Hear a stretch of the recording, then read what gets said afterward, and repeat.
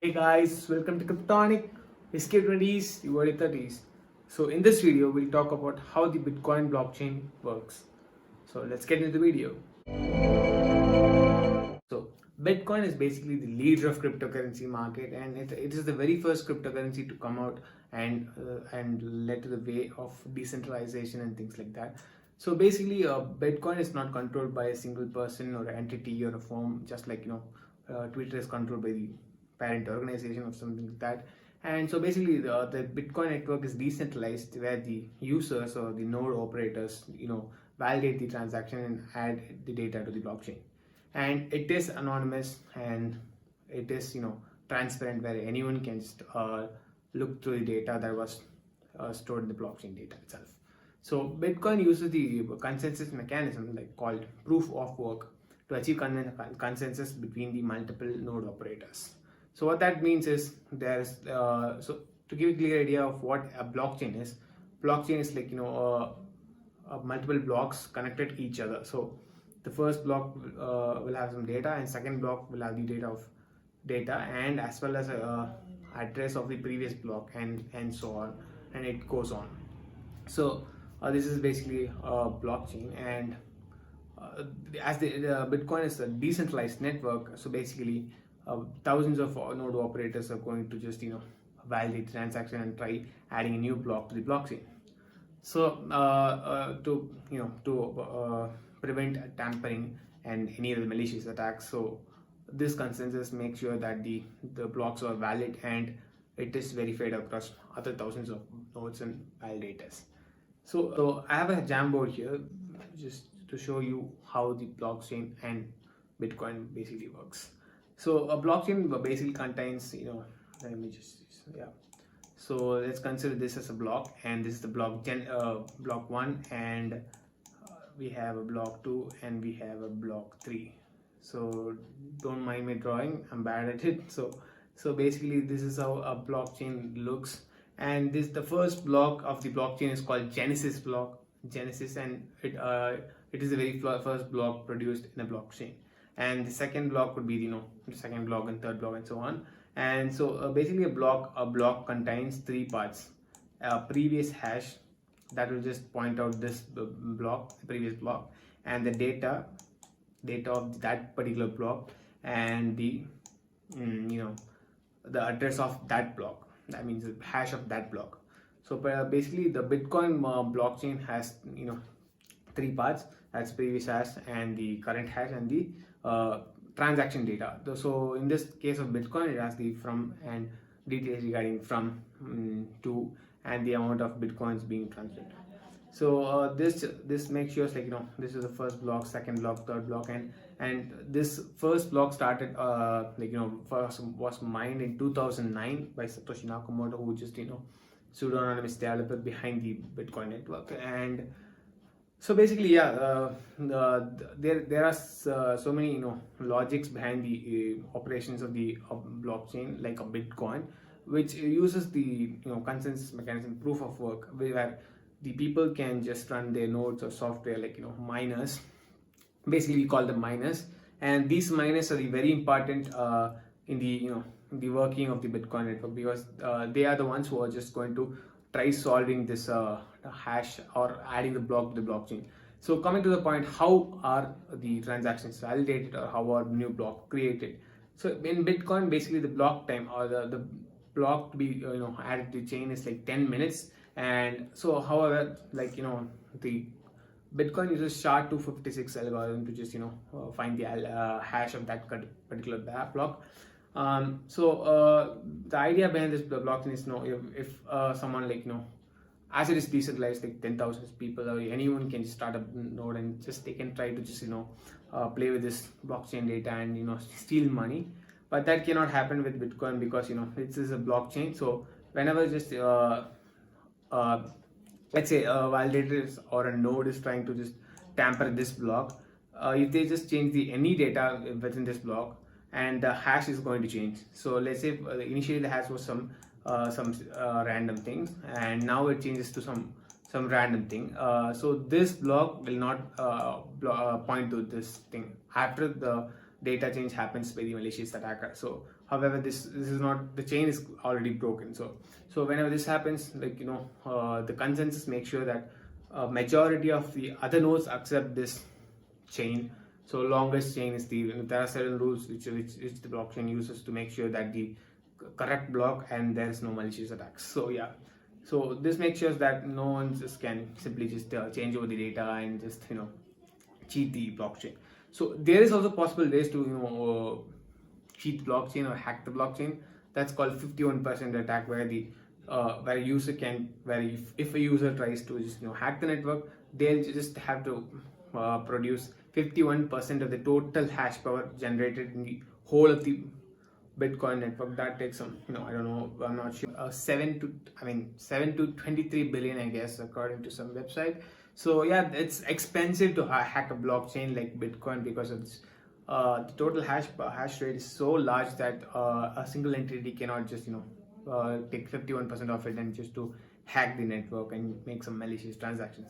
So till date, the incentive for the network to be running, like some people may have a doubt, like why should if an entity is not going to just make some maintenance or things like that to make sure the network is fine, so who are going to do this? So basically, Bitcoin operates by mining, which we spoke about just right now, and this is incentivized by new Bitcoin rewarded to the nodes that add a successful block to the chain. For example, in 2009, when Satoshi invented this chain, the difficulty was too less. That means the people using the network was very low, and also at the same time the total number of validators were also so low, so that the difficulty of mining was very, very, very lower than that it is today. So let's say we are at the 1.6 millionth block of a Bitcoin network, and so this is like we'll have a data of transactions and things like that, the previous hash. So you can just go look back at what are the transactions that were happening in the previous block, and the vice versa. So yeah, that is a blockchain is transparent, and you can just go back and see what was the transactions back then.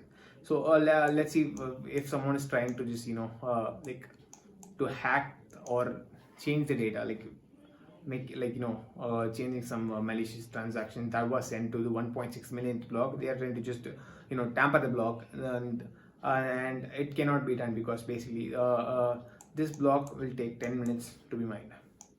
So before this gets mined, this is going to get added, and with, let's say that I have around 9,000 validators for the Bitcoin network, I guess, and so if one tries to just tamper the block using this changing the data, obviously the hash of this particular block is going to change too. So this will cause a problem with the chain. So obviously the other validators will be adding a different address, but this is going to add a different address, and that's going to reject this block and make sure the consensus is verified. So Bitcoin has been the most secure network till now. Bitcoin cannot handle complex or smart contracts that Ethereum offers, and Bitcoin is basically just a transactional thing, just sending money across people, and that's it. And this is the most simplest blockchain, I guess. The idea of distributed systems came around in, I guess, 1990, I guess. So I think it was even before that, and this was the very first. Satoshi Nakamoto was the very first techno developer to just implement this concept of decentralized station and things like that to this network. So this network will just can run without any need of third-party entities or something like that. This is made sure by during the 2009, when he just invented this protocol or the network, he set the reward rate to 50 bitcoins per successive block added to the network. So that means whenever when the first Satoshi Nakamoto just added a block to the blockchain, he received 50 bitcoins, and whenever them other nodes or validators were just validating the transaction, they also received 50 bitcoins at the time of 2009. And he also made sure that the Bitcoin should not be mined so early that the interest in mining goes away. Like the logic behind the Bitcoin is the very interesting thing. You can never just find it or things like that. So the logic is every 200,000 and 210,000 blocks added to the blockchain, the reward rate becomes half itself. So that means just 50 reward bitcoins will just become 25 after 200 to 2,10,000 blocks added to the blockchain. That's roughly 4 years, and the current Bitcoin reward rate is 6.25 bitcoins. Around today's valuation will be just around 1.8 to 2 crore rupees, and that is huge. And it's not easy to just add a block to the network, as Bitcoin has the highest hash rate, like some Terra hash rate. So it's a very difficult network to be start mining with. What are miners and how do they make revenue out of Bitcoin mining? So miners are the which are the people who just run the computers, or miners to make sure the network is alive or working. So all the miners or nodes maintain a whole blockchain data from the starting Genesis block to the block, which is the current block. So every node has a data of the entire blockchain. So every time a new block is added, they'll just add it to the blockchain, and the network will verify the consensus if the which blockchain is the correct and valid blockchain.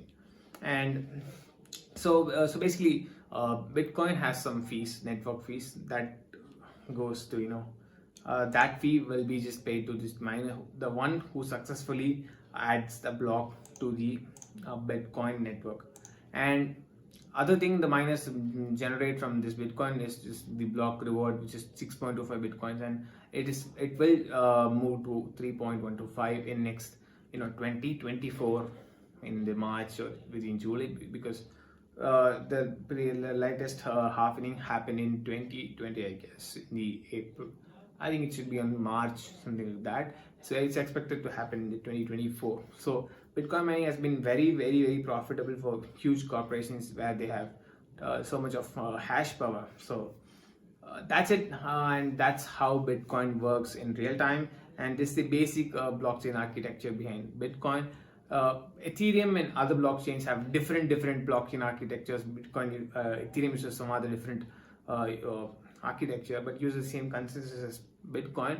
And other blockchains like Cardano or Solana, Cardano uses proof of stake consensus, and Solana uses proof of history consensus. And various protocols, various networks use their own consensus mechanism and for the secure the network and things like that. So this is how blockchain and Bitcoin works essentially.